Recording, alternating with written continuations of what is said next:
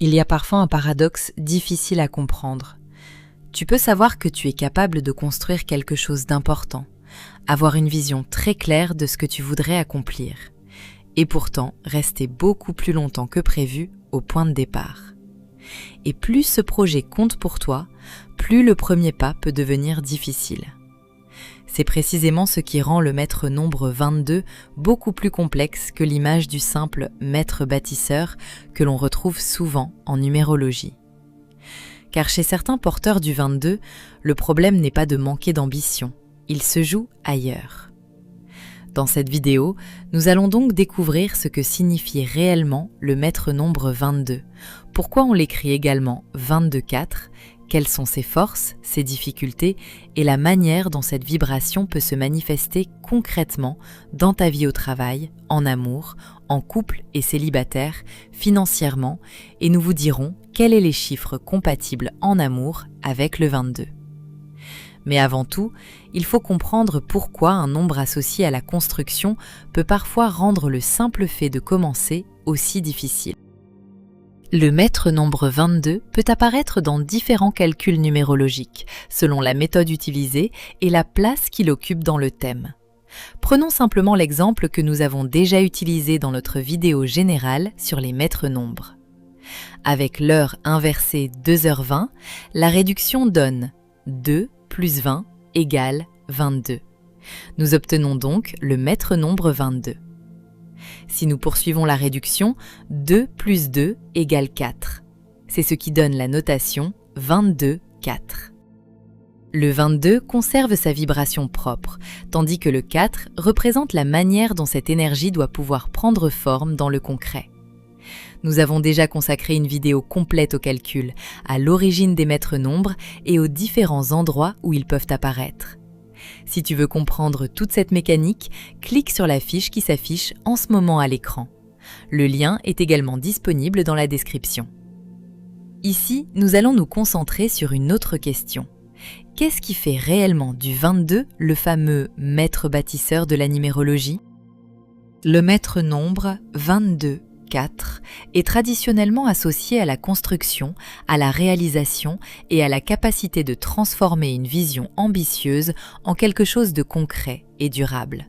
C'est pour cette raison qu'on le surnomme souvent le maître bâtisseur ou le maître constructeur. Mais il ne s'agit pas forcément de construire au sens matériel. Le 22-4 peut bâtir une entreprise, une carrière, une méthode, une organisation, une œuvre, un projet collectif ou simplement quelque chose qui continue d'exister et d'être utile dans le temps. Sa particularité vient de l'association entre vision et concrétisation. Il peut voir loin, comprendre comment plusieurs éléments pourraient fonctionner ensemble et imaginer une réalisation qui dépasse l'objectif immédiat. Mais cette vision n'a de valeur que si elle peut ensuite être organisée, structurée et mise en œuvre étape par étape. C'est là que sa base 4 devient essentielle. Elle apporte la méthode, la discipline, la patience, le réalisme et les fondations nécessaires pour rendre cette ambition possible. Le potentiel du 22-4 ne consiste donc pas simplement à rêver plus grand que les autres. Il consiste à être capable de prendre une idée complexe, de lui donner une structure et de la transformer progressivement en une réalité suffisamment solide pour durer. Et cette manière de fonctionner influence directement sa personnalité, ses forces, mais aussi les difficultés auxquelles il peut être confronté. Chez les porteurs du maître nombre 22-4, la personnalité est souvent marquée par un mélange d'ambition, de pragmatisme et de sens des responsabilités. Ils peuvent avoir une vision globale des situations, repérer rapidement ce qui doit être organisé et comprendre comment plusieurs éléments peuvent être coordonnés pour atteindre un objectif précis. Ils possèdent souvent une réelle capacité à planifier, structurer et tenir dans la durée. Là où d'autres peuvent se décourager face à un projet complexe, il peut rester concentré sur le résultat final et avancer méthodiquement. Parmi ses principales qualités, on retrouve donc l'endurance, la fiabilité, le sens de l'organisation, l'intelligence stratégique et la capacité à résoudre des problèmes concrets. Il peut également développer une forme naturelle de leadership, non pas uniquement parce qu'il cherche à diriger, mais parce qu'il sait souvent donner une structure, répartir les rôles et transformer une intention en plan d'action. Sa force ne se mesure d'ailleurs pas forcément à la taille de ce qu'il réalise. Un 22-4 peut exprimer pleinement son potentiel en construisant quelque chose de discret, mais suffisamment solide, utile et durable pour continuer à produire des effets dans le temps.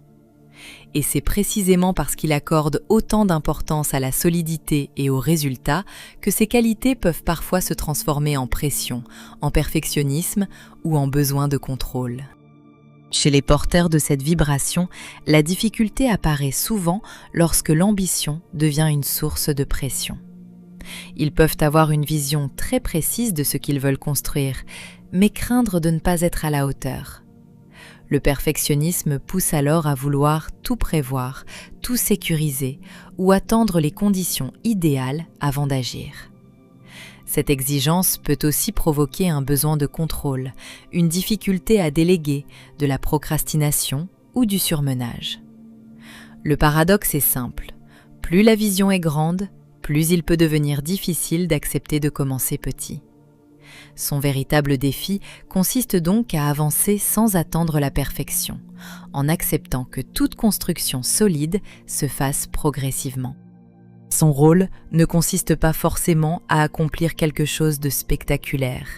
L'enjeu est plutôt de transformer une vision en réalisation utile, solide et durable. Cela peut passer par une entreprise, une méthode, une organisation, une œuvre, un projet collectif ou toute construction capable de continuer à produire de la valeur dans le temps. Ce profil est souvent à son meilleur lorsqu'il parvient à structurer ce qui était dispersé, coordonner plusieurs ressources et créer des fondations dont d'autres pourront bénéficier. Sa réussite ne se mesure donc pas uniquement à la taille de ce qu'il bâtit. Elle se mesure surtout à sa capacité à créer quelque chose de suffisamment solide pour durer au-delà de l'effort immédiat. Et cette volonté de construire sur le long terme influence aussi fortement sa manière de vivre les relations amoureuses. Dans une relation amoureuse, cette énergie recherche généralement la stabilité, l'engagement et une vision commune de l'avenir. Elle montre souvent son attachement par les actes. Protéger, organiser, sécuriser, prévoir et construire quelque chose de durable à deux. Mais cette volonté de bien faire peut devenir excessive. À force de vouloir garantir la solidité du couple, elle peut chercher à tout anticiper, imposer sa manière de faire ou transformer la relation en projet à gérer. Le défi consiste donc à comprendre qu'un couple ne se construit pas uniquement avec des responsabilités et des objectifs communs. Il se construit aussi avec de l'écoute, de la souplesse et la capacité à laisser l'autre participer pleinement aux décisions. Construire à deux ne signifie pas décider seul de la forme que doit prendre l'avenir. Lorsqu'il est célibataire, ce besoin de construire dans la durée peut rendre la sélection amoureuse particulièrement exigeante. Il ne cherche pas seulement une attirance immédiate. Il peut rapidement se demander si la personne est fiable, compatible avec ses projets et capable de partager une vision commune de l'avenir. Cette lucidité peut éviter certaines relations sans lendemain, mais elle peut aussi devenir un piège si chaque rencontre est évaluée trop tôt selon des critères de long terme. À force de rechercher la personne parfaitement compatible avec ce qu'il imagine pour l'avenir, il risque de ne laisser aucune relation évoluer naturellement. Le véritable équilibre consiste donc à garder ses exigences sans vouloir connaître dès le départ l'issue de l'histoire. Une relation solide se construit elle aussi progressivement. Cette capacité à construire dans la durée trouve naturellement un terrain d'expression dans le travail. Ce profil est souvent à l'aise lorsqu'il peut organiser, coordonner, structurer et transformer une idée complexe en résultats concrets. Il peut donc s'épanouir dans l'entrepreneuriat, la gestion de projets, le management, l'ingénierie, l'architecture, la stratégie, l'innovation ou toute activité qui demande à la fois vision et méthode. Mais il ne faut pas réduire cette vibration à une liste de métiers. Le critère le plus important est plutôt de pouvoir faire avancer quelque chose de réel, prendre des responsabilités et constater que ces efforts construisent progressivement une base solide. À l'inverse, un environnement trop désorganisé, sans perspective ou sans marge d'action peut rapidement devenir frustrant. Et cette exigence peut aussi compliquer une période de recherche d'emploi, surtout lorsqu'on attend immédiatement un poste à la hauteur de tout ce que l'on pense pouvoir accomplir. Si tu es à la recherche d'un emploi, cette exigence peut pousser à attendre immédiatement le poste idéal, suffisamment ambitieux ou parfaitement aligné avec ses capacités. Le risque est alors de rejeter certaines opportunités parce qu'elles paraissent trop modestes, alors qu'elles pourraient constituer une étape utile vers quelque chose de plus important. Il est donc préférable d'évaluer un poste autrement. Permet-il d'acquérir des compétences, de prendre progressivement des responsabilités, de structurer des projets ou d'ouvrir une véritable perspective d'évolution ? Cette vibration gagne à considérer chaque expérience comme une fondation et non comme une définition définitive de sa valeur. Car là encore, le véritable défi consiste à accepter qu'une construction importante puisse commencer par une étape beaucoup plus petite que l'objectif final. Dans le domaine financier, le 22-4 cherche généralement la sécurité, la maîtrise et la construction sur le long terme. L'argent peut être perçu comme un outil permettant de développer un projet, consolider une situation ou créer quelque chose de durable, plutôt que comme une simple récompense immédiate. Cette capacité à planifier peut favoriser une bonne gestion des ressources, mais elle possède aussi son revers. Peur de perdre, besoin excessif de contrôle, obsession du rendement ou tendance à mesurer sa propre valeur à ce qui a été construit matériellement. Le principal équilibre consiste donc à utiliser l'argent comme un moyen de construire sans en faire la preuve de sa réussite personnelle.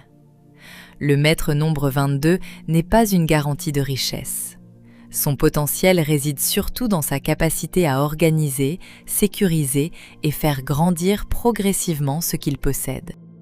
Les associations les plus intéressantes en termes de compatibilité amoureuse avec le nombre maître 22 sont généralement celles qui apportent stabilité, maturité et vision commune, sans renforcer excessivement son besoin de contrôle.